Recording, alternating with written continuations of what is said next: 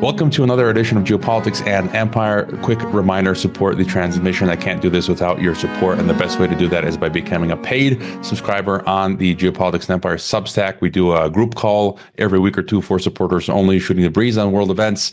I also do a weekly analysis and commentary, a roundup of the news for supporters only. And sometimes we bring back past podcast guests. We just had on Alex Creel of Thinking Coalition for a live Q&A with supporters only. You can donate. You can purchase a consult if you want to chat with me, and do check out all of my affiliates and sponsors, and leave a podcast review if you have not already. Joining us for the very first time on the podcast is Mikkel Thorup, founder and CEO of expatmoney.com. He also hosts the annual Expat Money Summit. He's got a great podcast on which I've been a guest. He's a sought-after expat consultant focusing on helping high net worth private clients to legally mitigate tax liabilities, obtain a second residency and citizenship, and assemble a portfolio of foreign investments, including international real estate, timber plantations, agricultural land, and other hard money tangible assets. He's also got a new conference coming up, which he'll be telling us about. He's been a past sponsor of Geopolitics and Empire. Welcome to the podcast, Mikkel.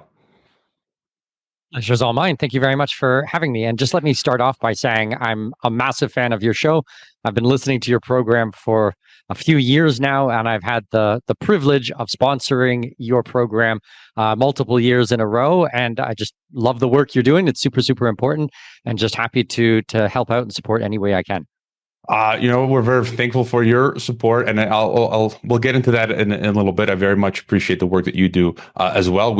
You were a guest on my past TNT radio program, and this is your first time on the podcast. And I thought maybe we'd start out with because I'm curious about this as well, and I tend to do this with guests who come on for the very first time, to get quickly your backstory, sort of, how you went from Canada to building Expat Money, ending up in Panama.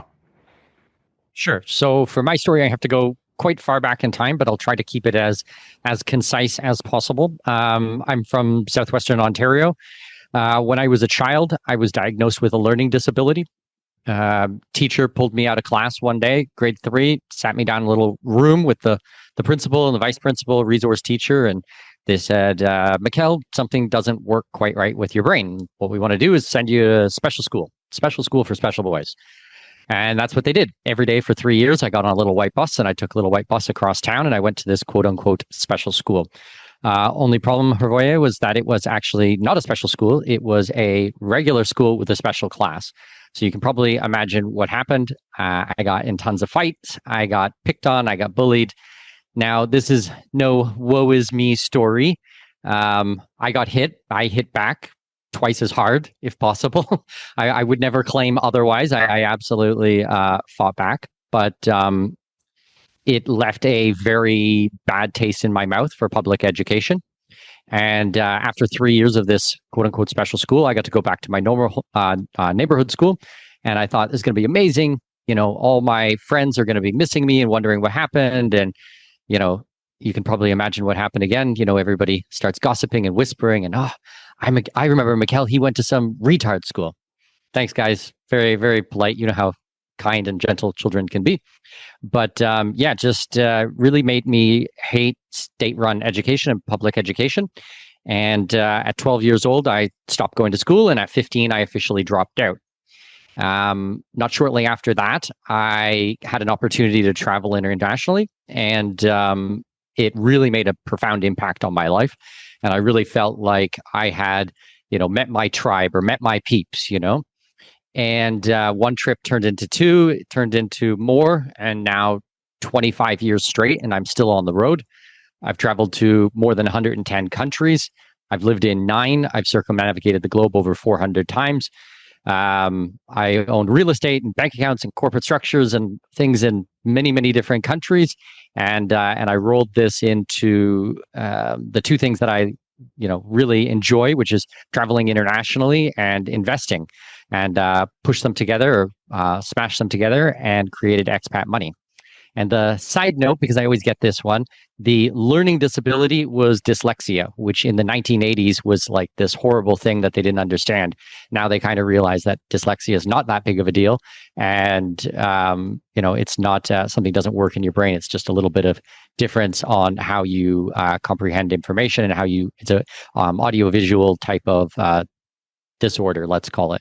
But now it doesn't affect me at all. I'm a voracious reader and read hundreds of books or 800 books every single year and haven't had any problems since I was a child. But at that point, state-run school, they want to alienate you from as many people as possible.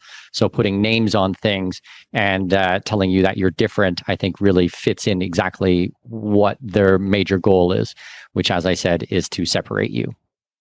That just and that just made me, my kids are homeschooled, and today for the first time I caught them playing chess. They were teaching each other how to play chess, which is amazing at the age that they're at. And by the way, I'm curious, how many passports are you on now? Oh, I can't tell you. I can tell you a couple of the ones, but I keep a couple private. I did the St. Kitts and Nevis citizenship by investment. I have the Turkish citizenship by investment.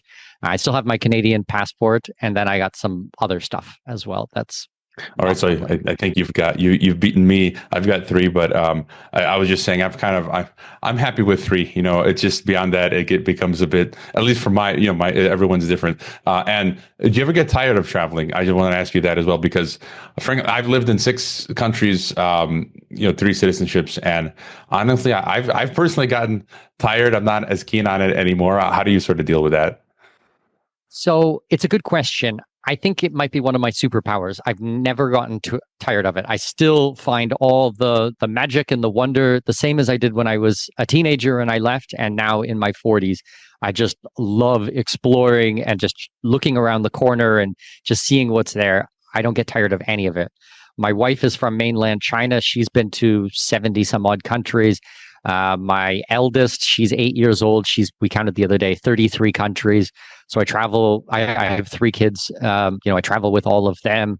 I travel with my mother. She lives in my home. So we're like a big group, and we go places. And now I get to, see things on my own. Back in the day, and then just me and my wife, and now with the kids. So it just adds new layers to the enjoyment. So I really love it.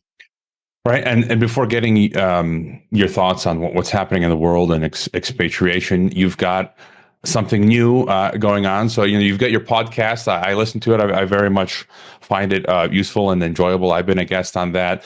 You've got your Expat Money Summit every year, I think around September, October. And I participated last time on a VIP panel, and I do listen to your summit, which I enjoy very much. Some of my podcast guests have been speakers of yours: Mark Faber, Doug Casey, Ron Paul. And now you've got this. Now you're doing a conference for the very first time in March in Panama. If you want to tell us about that. Yeah, absolutely. So we have done the online summit, which you mentioned, which I think we had 6,000-7,000 virtual attendees for the event. And we do lots of in-person trips. So 10, 20, 25 people. I'm taking a group down to Paraguay very, very soon. There'll be 26 of us or something like that in that group. But I wanted to kind of combine the two. So this year, March 14th and 15th, we're going to be doing an in-person conference. It's called the Wealth, Freedom, and Passports Conference. It's our inaugural conference. So it's the first time doing a large, several hundred people event, but it's going to be amazing. It's going to be a full day event, March 14th. Then the 15th, we're going to take people out to see some of the real estate projects we've done in Panama, as well as a city tour, look at some of the large economic drivers here and some of the different projects that are going on. And then the night of the 15th, we're going to be doing my 42nd birthday. I've hosted my birthday party here in Panama for the last 4 years or 5 years straight. And we get usually around 200 clients who are coming in, subscribers, clients, followers who come in for that. And it's just an amazing opportunity to network with just a huge group of like-minded people. So all the information for that is at expatmoney.com/conference. Even if this is your first event like this, I encourage you guys to come. There's a lot of networking. You're going to meet a lot of the lawyers and accountants that I work with and other professionals in the space. And there's going to be something for everybody, whether you're brand new to this, halfway through, or you've already got a lot of experience. There's going to be a lot of amazing things there. So I'm really looking forward to it. March 14th and 15th. And I take it you've separated. So Expat Money Summit is online and this conference is in person. There's not going to be any online streaming, right?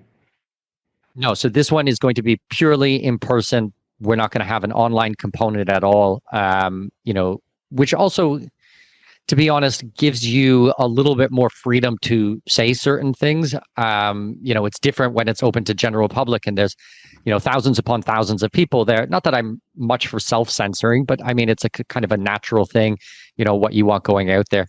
This is going to be an offshore conference. We're going to have all the lawyers there. We can speak in a lot more frank tone and, I'm not saying anything wrong here, but, it's just natural human behavior that when you know everybody in the room, how much you're going to share, same type of thing like we just talked about. You asked how many passports I have. Well, I'm happy to, talk about certain things in a public setting and other things in a private setting, so I think that's normal. Yeah, and I've been telling listeners I highly recommend going to in-person events. I think in 2023 I did a bit of a whirlwind where I went to a whole bunch of conferences. I did not long ago in Acapulco. I'm going to Greater Reset in a few weeks.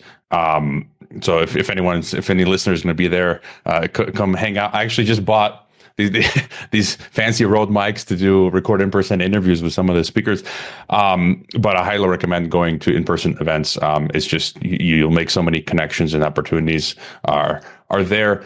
And I guess now to get your thoughts on the state of the world, you and I both have covered ad nauseum the state of the world. I've heard you talk about it. I talk about it all the time. The Great Reset, our neo-feudal future, our overlords have planned for us, the wars that are going on, failed states, migration, and so forth. And so, where do you see us as of late? What's sort of your current pulse on the state of the world? Well, I think the big thing right now is in the United States and in my home country of Canada. I mean, we can talk about, the other side of the world, but most pressing right now is what's happening with the new administration coming in. My main business is helping Americans and Canadians move offshore, whether that be, their finances or themselves or restructuring overseas. That's what I do all day, every day, 9-10 hours a day, working directly with clients. A lot of people are asking me, does this mean that nobody's going to, use your services anymore? Actually, it's the opposite. People are, doubling down on these types of things. Not that they don't like that Trump is in, they do. My people are very right-leaning and libertarian or freedom-minded leaning, but it gives them a little bit of breathing room. We've had it really where people were paralyzed over the last few months because they didn't know what was going to happen. And if the Biden crime family, got in again and, all of his cronies, that was going to be a completely different set of things. Now with Trump in, people are hopeful, but they understand that one man is not going to be able to save the United States and all of these massive problems that have been proliferating there over the last 100 years, and how the technocrats and the globalists have really seized control in so many aspects. So I think that it gives people an opportunity to put the strategies into place, and hopefully we can get into some of those strategies in today's conversation, but it gives them a bit of breathing room to put those in.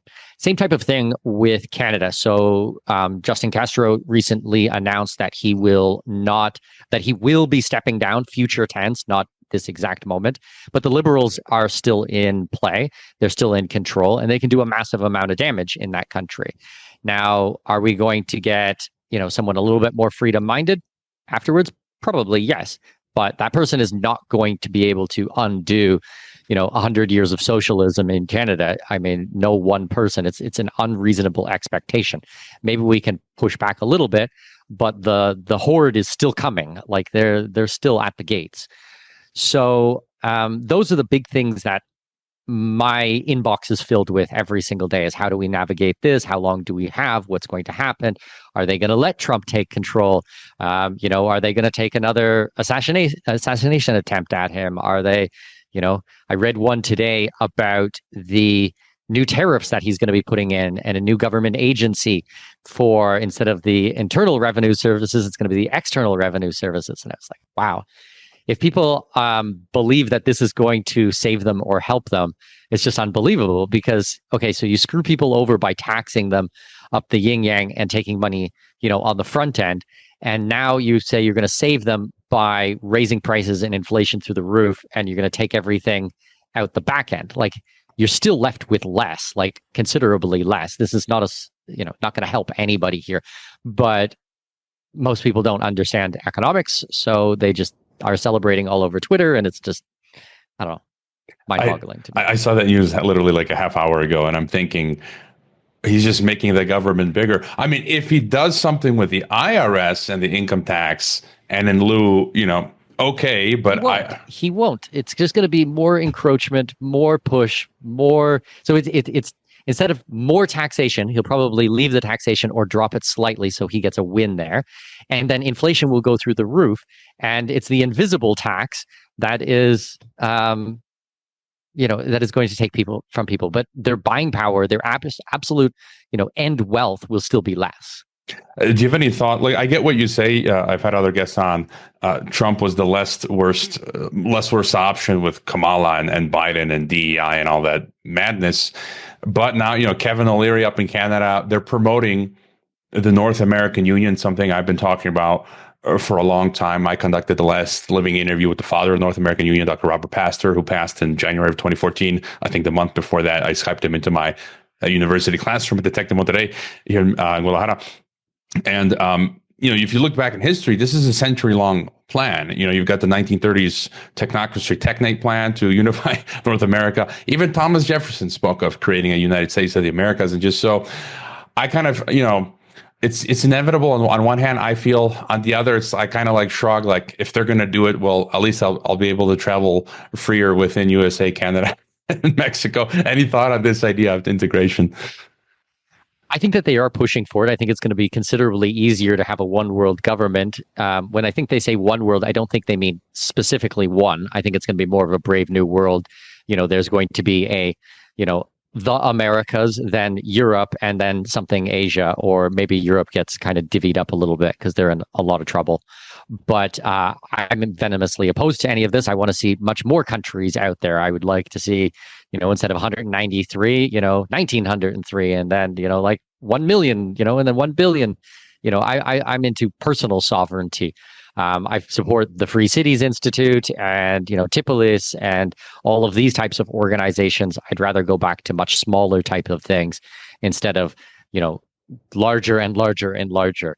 But the response from Canadians has been very interesting. I think if you had asked Canadians 10 years ago how they felt about this, it would have been 100% against it. And now it's probably like half the people. This is my guess, but everybody I'm talking to is like, it's not the worst idea I've ever heard. And I'm like, pretty bad idea. Like, it's, it might make sense, but if you look at overall control and what they're trying to do, it's a horrible idea. Like, we want smaller government, not larger. And I've talked to some Mexicans, and people have asked me what Mexicans think. And honestly, I tell you, Mexicans, I think, would support becoming part of the U.S. because the number one factor is economy. Making enough economy and money. And they already love their Amazons and Costco's and Starbucks and all this stuff. And they go shop in the U.S. and culturally they love the U.S. And so I bet you the majority of Mexicans would love integrating with USA and Canada. And the president has been pushing it as well. The former president, and Sheinbaum is, his disciple. And I guess before moving into the expat space, just one more thought from you. My biggest fear is the technocracy base, what I call the algorithm ghetto, the social credit system, the digital controls. I told this story that a couple months back, I was not able to renew my debit card here in Mexico. I had the same official government ID, my passports, that I used previously to renew it. And this time they said no, because they wanted me to use the Mexican National Digital ID, which is the INE, the Mexican voter card, because I'm a Mexican citizen now. I never took one out. And so now, since I don't have that, I can't renew my debit card. I mean, I can go get my voter card and then come back and renew my debit card. But that's just kind of, I feel like that's a sign of things to come, where they're introducing, entry-exit systems in Europe now, in UK. Do you have any thoughts on sort of this CBDC dystopian world? It's still coming. I mean, Trump's not going to stop this. If anything, he's going to accelerate it. He's just going to rebrand a lot of these types of things. I'm definitely worried about this as well. It's why I like living in third world countries. A lot of these countries don't have the money to implement a lot of these, and when they do, they're broken and they're terrible, and government officials just steal the money that was supposed to be earmarked for it. They ride off into the sunset, and none of the projects really get implemented. Or I often get people who will read something online and say, oh, this is happening in South America, or this is happening somewhere else, and I was like, okay, the website might say that, but like, these guys need to get my gluten-free food right first, and then I'll worry about them doing Agenda 30 and all of this, Like I can't get my restaurant orders done. Like, this stuff is just a bridge too far for them. So I would rather live in a country with a government which is completely stupid, inept, and impotent, and they just can't get it up, and fuck you with it. Like, I just want to be, in somewhere that just, like, they can't do anything with any of this stuff. And for me, that's much better. Yeah, and then there is a point to that. I don't know how successful they are going to be, but you make a good point. Even here in Mexico, they've tried time and time again to implement stuff, and they're having an uphill struggle. And let's hope they continue to have this uphill struggle, and to turn them towards expatriation. Like I said, I've expatriated a long time ago. Some of my listeners have expatriated. Some are thinking about it, and so the work that you do, the expat services space, so to speak, has exploded a bit.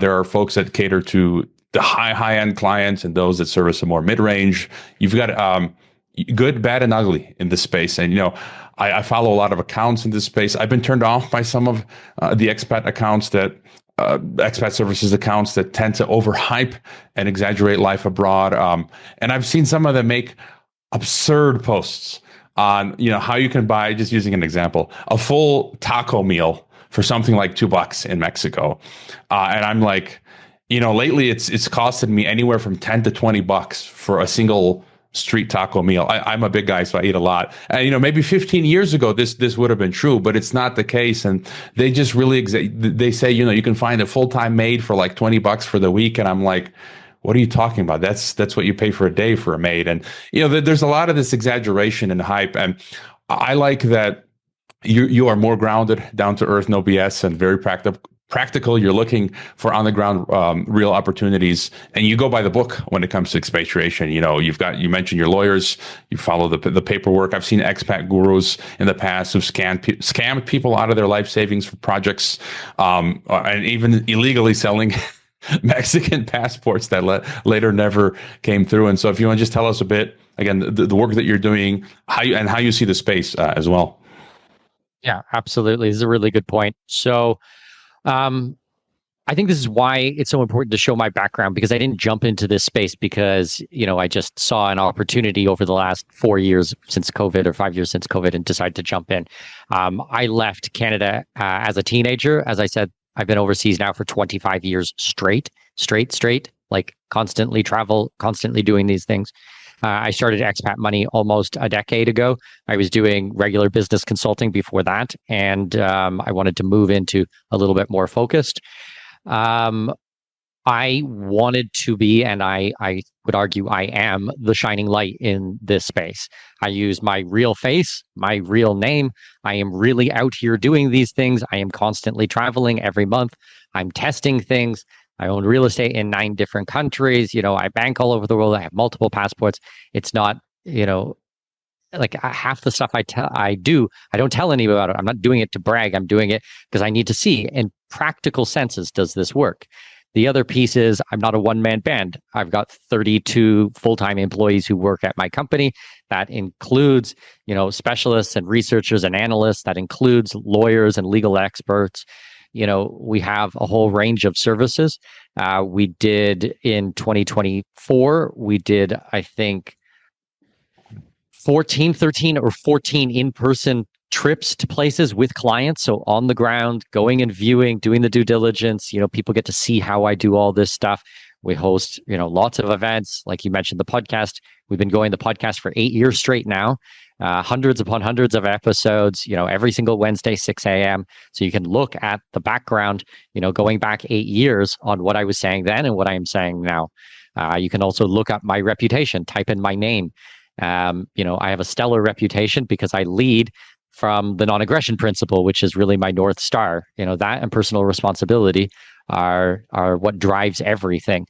As I said, I'm a happily married man. I've got 3 kids. My kids are homeschooled. Each of my kids is born in a different country. My wife, like I said, is from mainland China. I met her in Germany. We got married in Africa. First child born in the Middle East, second child born in Brazil, third child born in Chile. So it's very different than someone who's like, oh, this looks cool, and then they just want to, dive in and try to fabricate all this stuff. You will see a lot of my work out there. This is like one of my largest pet peeves. You will see a lot of my work out there without my name on it. It's because there's a lot of plagiarizing going on. There's a lot of people who will copy and paste or clone. We've had multiple times people clone our website and try to switch out the branding, but then leave in things like EMS Pulse, which is the name of one of my newsletters. We have 4 different newsletters. Forget that on there. So then we've had to send cease and desist letters. We've seen entire landing pages scraped, ideas, concepts, things that I've built, like proprietary type of things, people try to pass off as their own. So there's a couple of people who do what I do, but I don't think anyone does it at the level or at the caring and the human interaction that we do. So yes, you have to be extremely careful about who you work with in this space. But I'm glad that we're here to help people through what can be a very emotional and very difficult choice moving to another country. And I do also have to say, anytime I've had a virtual hang out with you, whether being on your VIP panel or your guest on your podcast or you being on my TNT show, I always had a good vibe. I don't like dealing with ASS holes, and so I've had a great experience with you. And it's a good point about showing your face and name as well. I think you need to have your name out there, so some of these folks that are in the space are anonymous, which I don't know if that's really a good idea. And you mentioned something that you're testing things out. I'm curious. It's fine when things fail. Like, that's not a problem. I'm just curious about when things fail, you test them out, they don't work. And so you learned your lesson. You just any further thought on that? Yeah. So when I bring a project to one of my private clients or my hub members, which is our paid membership area, or general public, of course, like even more so, all the due diligence has already been done on that.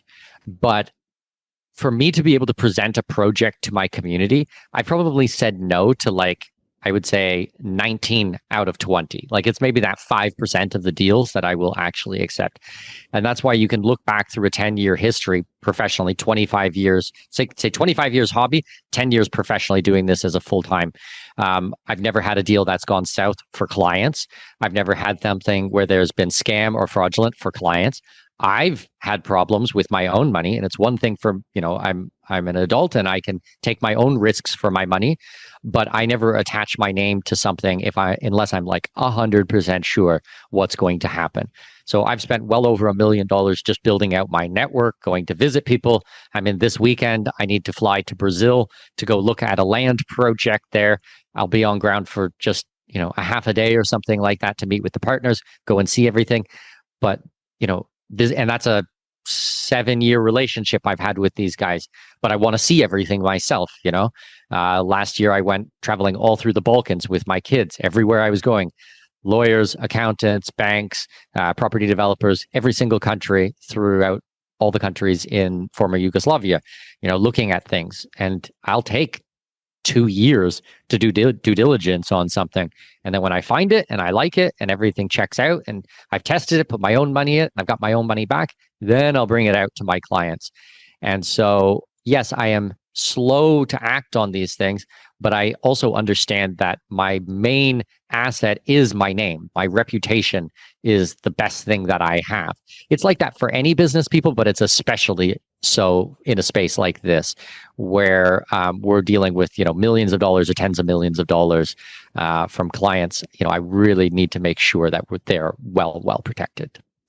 Yeah, and that's a good point about reputation. For the longest time, I didn't put my name on the podcast because for different reasons, and eventually people, a friend told me you should create a bio, and people were asking, "Who are you?" And I think it's better to deal with people who put their face out there and their name, and reputation means a lot. Now, for people looking to sort of get out of USA, Canada, Europe, I'm sort of an organic or natural expat.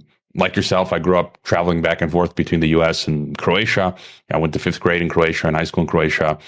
And then I just had the bug. I decided to keep going. And I've lived in Mongolia, Switzerland, Mexico, Kazakhstan. I ended up with three passports, as I've said. And there are people considering expatriating.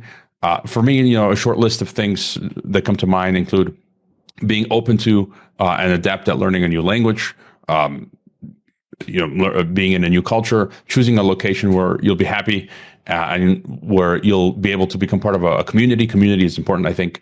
A cheaper destination, perhaps, or one that makes financial sense. Maybe you have tax exemptions. Like I've lived abroad when I lived in Kazakhstan or Mexico, and I worked for someone else. I had the foreign earned income exclusion, or maybe you live in in the Middle East where there's no income tax, that sort of stuff. And so also where maybe paperwork isn't too cumbersome. So just your thoughts on someone beginning to think of leaving USA, Canada, what that process is like, and so forth.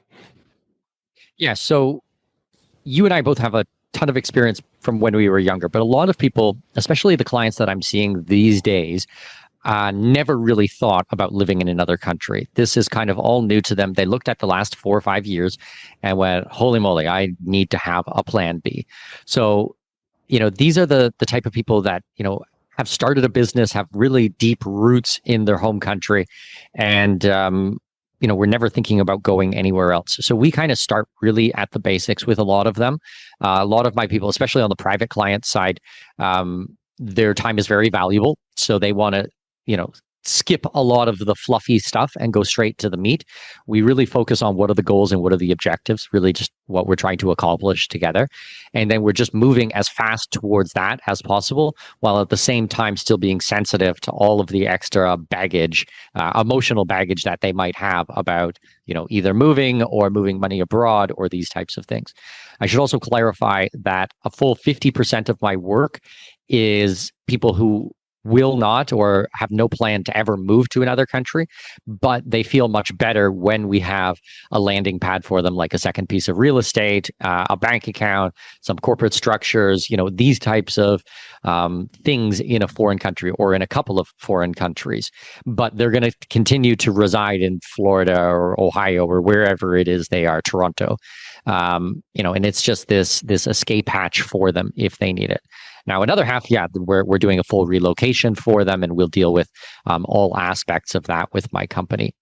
But being mentally prepared for a lot of it is very important. I try not to make it sound shinier or better than it is. There are problems overseas, just like everywhere.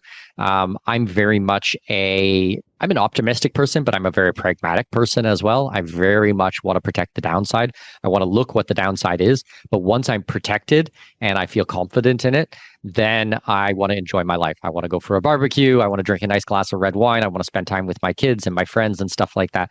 I don't spend all day long doom scrolling and worrying about the next thing. Sometimes we get this, we take care of the downside or as much as possible. We move them overseas and they're still not happy. And it's like, that's kind of a psychological problem, that's you're looking at things like you need to be able to move on from it because we have, as far as I'm concerned, one life to live.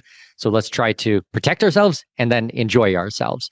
And I would say most people, they get that, once we get these things in place, we move them to another place or move the finances offshore, then, the stress level goes down, the anxiety goes down, they start to feel better about a lot of these things. I've even seen marriages improve drastically, relationships with their children or with siblings, it's just all around. It can be a huge stress reliever just to know that you are economically safe in these things. Does that make sense? Yeah, and what you mentioned for me was interesting. Escape hatch or plan B, and it's nice. There are people, as you say, who've never left their country or don't speak a second language, and if they had to leave for whatever reason, you got to find a place to rent or buy a new home. It becomes costly. And I've just inadvertently ended up in this scenario where I'm happy here in Mexico, but if I have to, I can go leave to Europe, and I won't have to rent. I can stay for a long period of time. Got a place there. Or if I go back to the U.S., something happens in Mexico, I got to flee U.S., Europe, and so I have these options where tomorrow I can take the whole family and flee. And so it's nice to have those options and location, as they say. What are some of your, in the face of everything that we're looking at? You were talking about problems in North America recently. We mentioned technocracy. You've got a geopolitical, military stuff, wars popping off. What are maybe some of your favorite expat destinations that you've been to that you deal with in your work? Sure. So I'm physically located in Panama right now. It's my home base. Panama is not perfect. I mean, nowhere on planet Earth is perfect. But for me personally, and what I'm looking for, it ticks a lot of the boxes. It's a tax-free country. They've got an excellent international airport, Tucumán Airport, that has direct flights to all over North America, Caribbean, South America, even Europe, even direct flights to Istanbul, where I have a second home. 14 and a half hours, flat bed. I take off at 8 o'clock in the morning and I get there next, mid-afternoon and hit the ground running, and it's fantastic.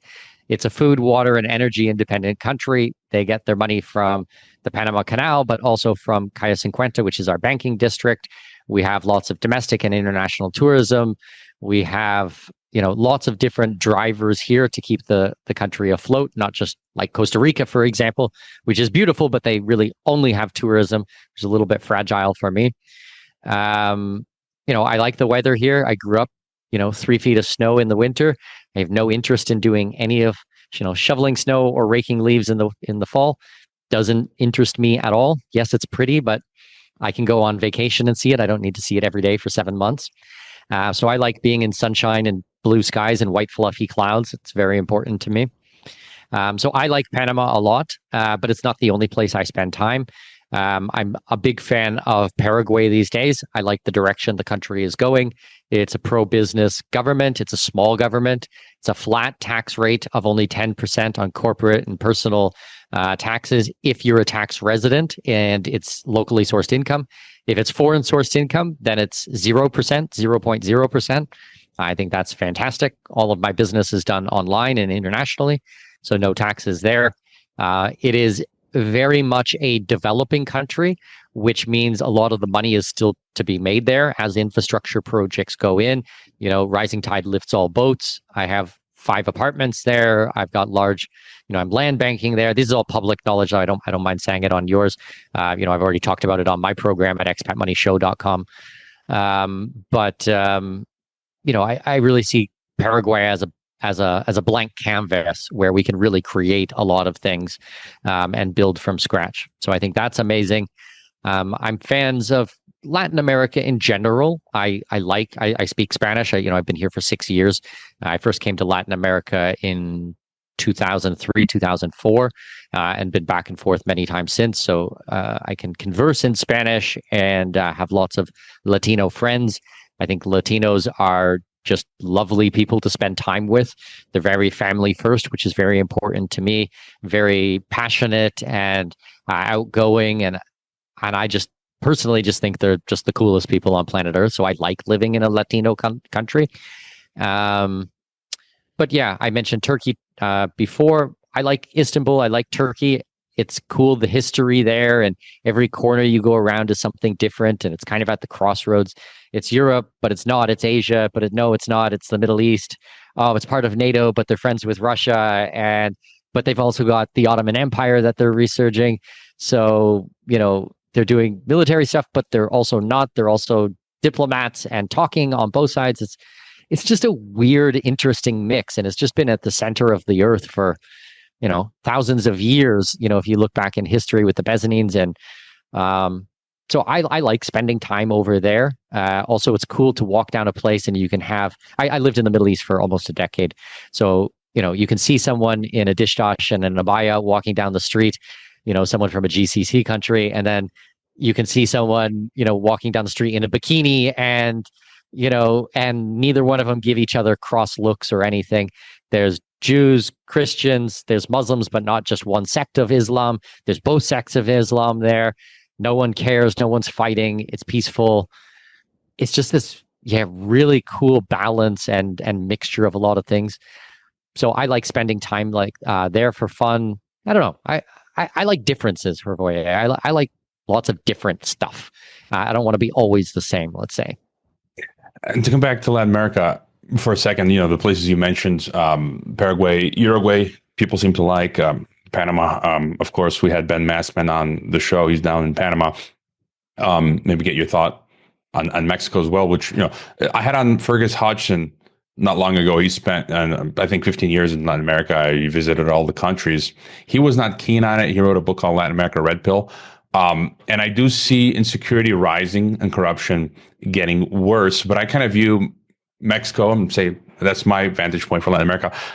It's like a paradox. I was talking about this with some Mexicans the other day, and they're like, you could, and there are many exceptions. Like I've been here for over a decade, and by and large, nothing completely horrible has happened to me. And it's kind of like, yes, all this stuff is going on, but you can still carve out a nice life. And so just any further thought on Latin America or Mexico or the deterioration when it comes to corruption and cartels and that sort of stuff?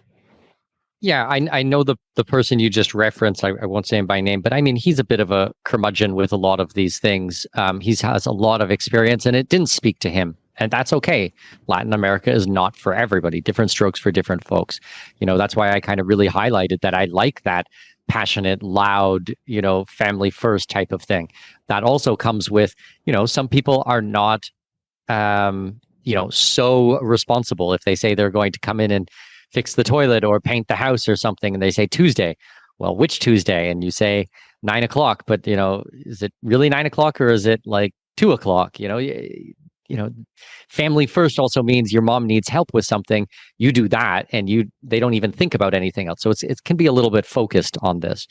I think in general, it's difficult to group all of Latin America together. It's a huge landmass with many different countries and a lot of different mentalities and cultural differences. However, there are enclaves in Latin America which are very pro-freedom.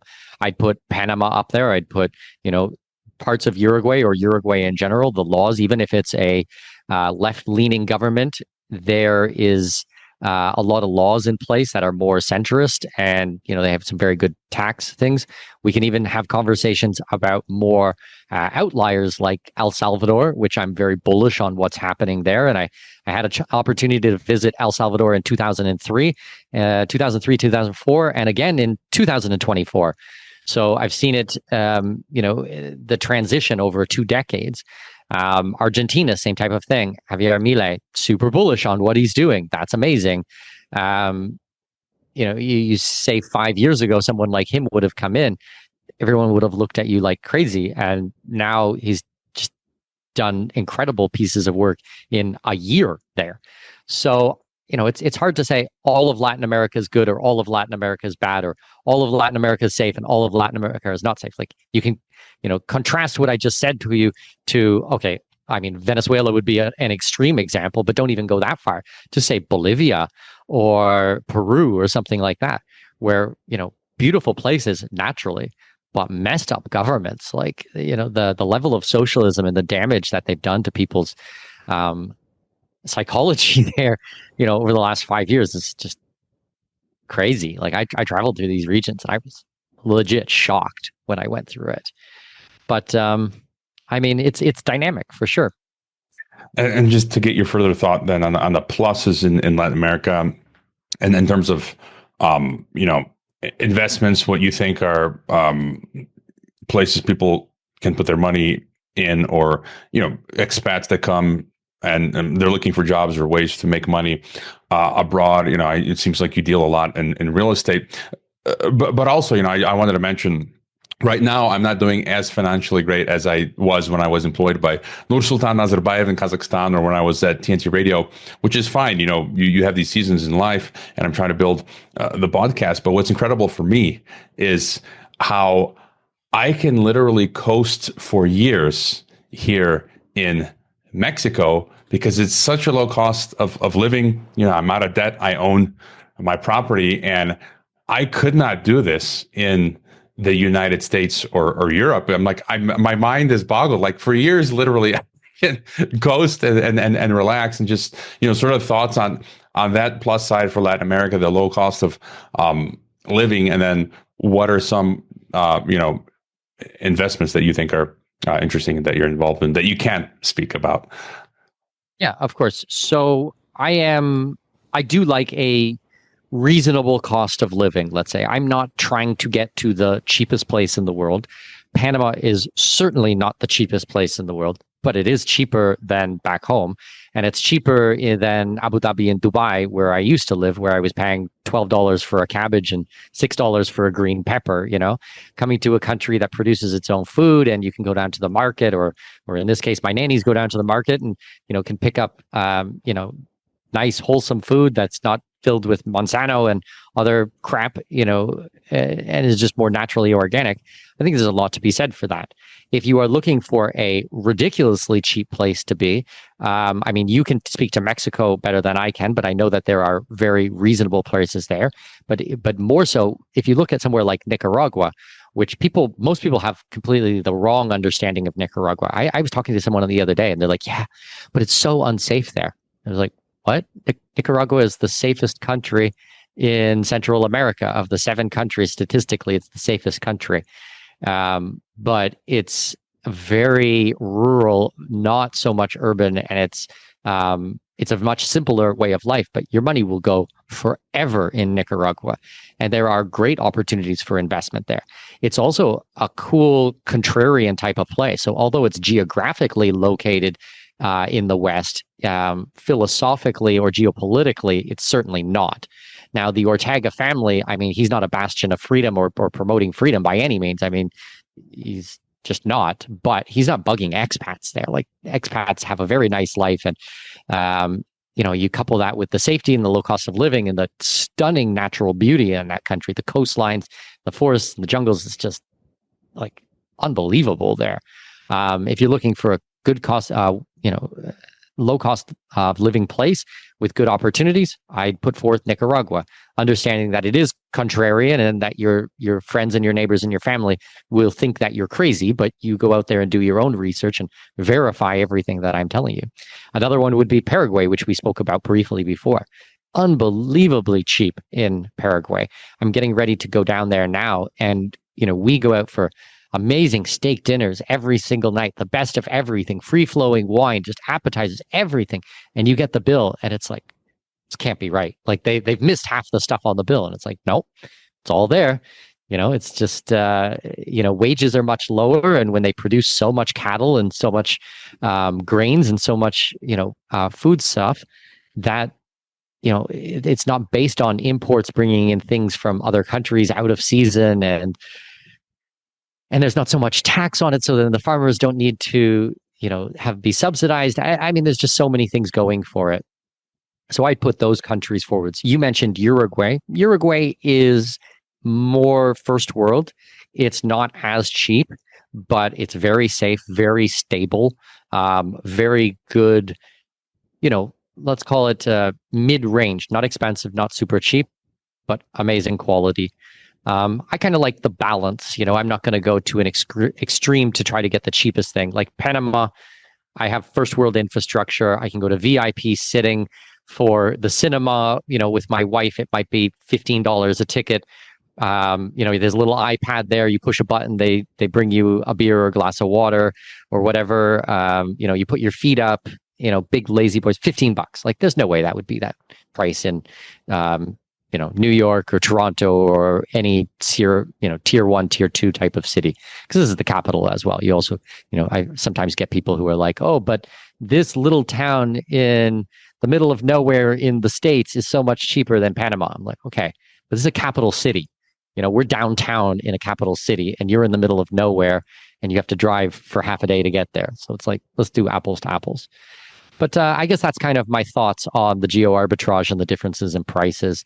Yeah, happy to answer any other questions about it, but don't expect it to be $2 tacos like you said. Yeah. No, yeah, and just your further thoughts on for people looking, it's a difficult economy. A lot of things are in flux. It's a perma crisis, poly crisis, whatever you want to call it. And what assets you think will do better? It seems real estate, from what I follow from you, is one of the top things. Even here in Mexico, real estate is doing well. So real estate, and if you have any thoughts on other stuff, gold or crypto or that's stocks or whatever. So I am very much a hard asset, tangible asset guy. I did participate in the stock market for 15 years. I traded derivatives and options and writing contracts and things like that, and did very, very well and made a lot of money and lost a lot of money. It was very up and down. When I started to have children of my own, I really started to move more into predictable, safer types of things. And the last 5 years has really sped up that transition. I'm 100% out of publicly traded companies now.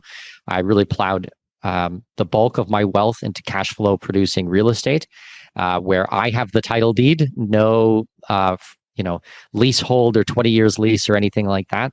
I'm buying real estate with cash. I'm not taking large mortgages that I can't afford. This isn't 2008, 5% down, 10% down. And side note, by the way, we're picking up apartments for, anywhere from $70,000 to $120,000 a unit paid for in cash. That's the geo arbitrage.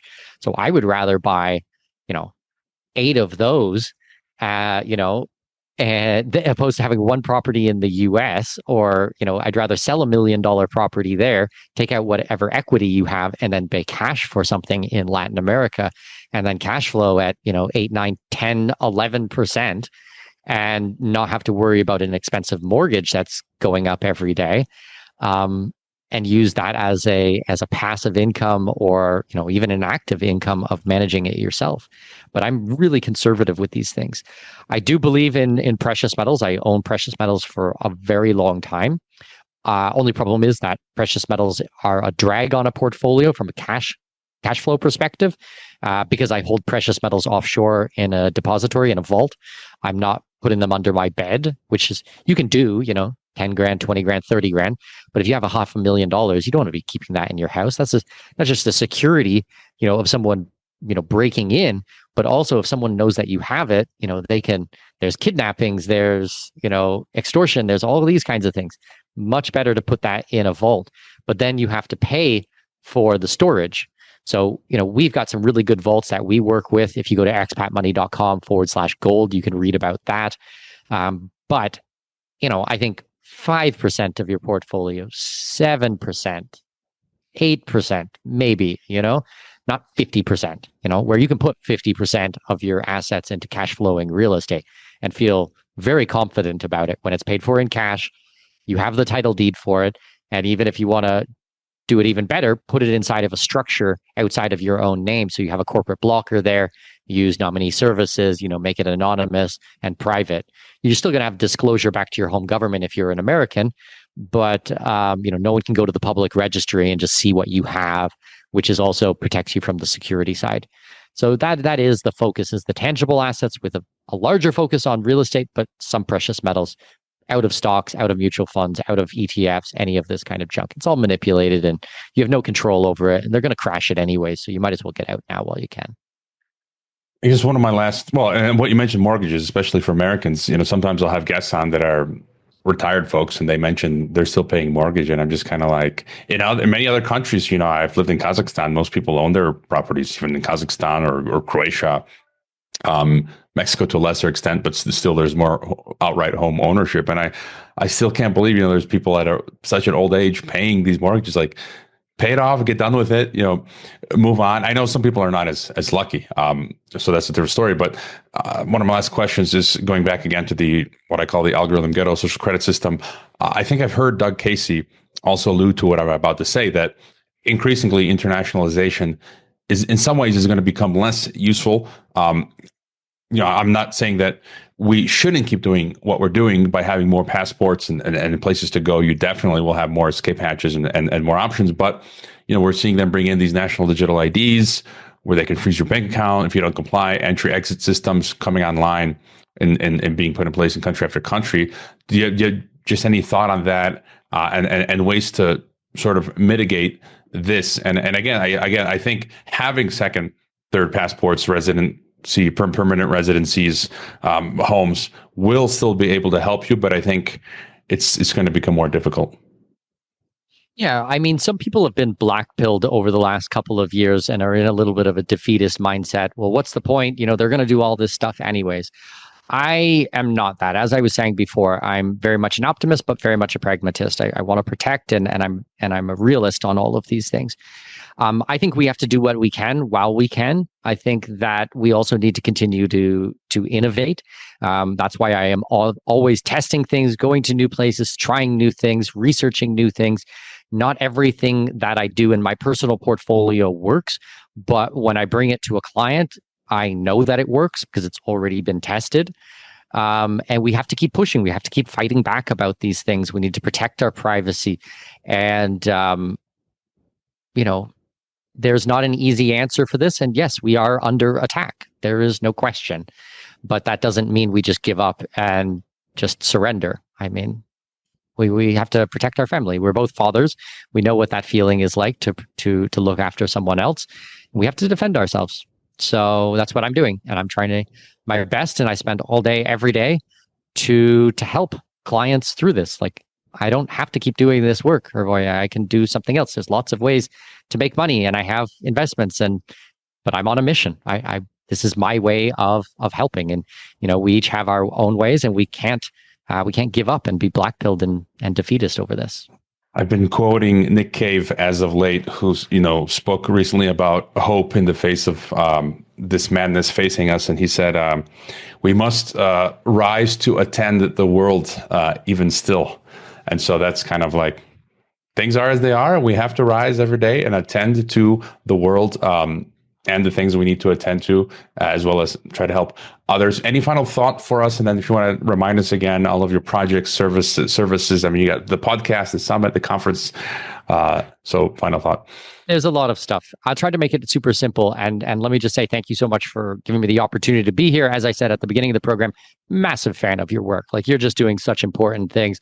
And I hope everyone listening today really realizes that there are very few shows like yours that really are out there who are hungry for the truth and don't shy away from difficult topics. So I'd encourage everybody, to support your work.